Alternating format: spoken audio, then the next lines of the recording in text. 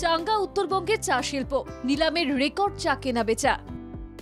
দীর্ঘ প্রতীক্ষার অবসান ঘটিয়ে এক দশক পর ফের চালু হয়েছে জলপাইগুড়ির চা নিলাম কেন্দ্র। সোমবার শহরের আইটিপিএ হলে একটি অনুষ্ঠানের মাধ্যমে চা নিলামের তৃতীয় পর্বের সূচনা হয়।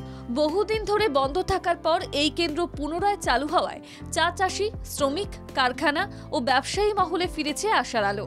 2025 সালে শুরু হয়ে 2015 সালে চায়ের অভাবে বন্ধ হয়ে গিয়েছিল যে নিলাম কেন্দ্র।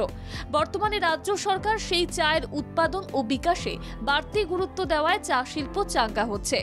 একদিকে চা বাগান খোলা আর অন্যদিকে চা শ্রমিকদের জীবনযাত্রার মান উন্নয়ন, দুয়ের মাধ্যমে সার্বিক বিকাশ ঘটছে দ্রুত।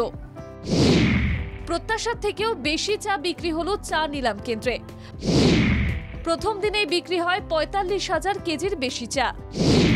নিলামে চায়ের দর ওঠে কেজি প্রতি 227 টাকা।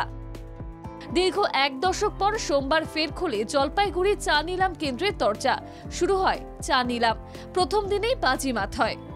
চা এসেছিল 2005 সালে, তার মধ্যে অ্যারাউন্ড 60% 50% চা সেল হয়েছে আর কিছুটা বাকি থেকে। দামটা মোটামুটি রিজনেবল বলা যায়। আপনি এভরি থার্সডে ক্লোজিং হয়ে যাচ্ছে ওয়্যার হাউস, এবং next Monday, that is after 11 days। 2005 সালে শুরু হয়ে 2015 সালে চায়ের অভাবে বন্ধ হয়ে গিয়েছিল যে নিলাম কেন্দ্র। এদিন 1,05,000 কেজি চা নিয়ে নতুন করে যাত্রা শুরু করলো নিলাম কেন্দ্র। জলপাইগুড়ি চা নিলাম কেন্দ্রের সহসভাপতি পুরজিৎ বক্সিগুপ্ত জানান, প্রথম দিনই 45,000 কেজি চা নিলাম হয়ে গিয়েছে। সর্বোচ্চ দাম উঠেছে 227 টাকা, সর্বনিম্ন 114 টাকা 83 পয়সা। চা বোর্ডের নিয়ম অনুযায়ী এখন থেকে প্রতি সপ্তাহের সোমবার জলপাইগুড়ি টি অকশন সেন্টারে নিলাম প্রক্রিয়া চলবে।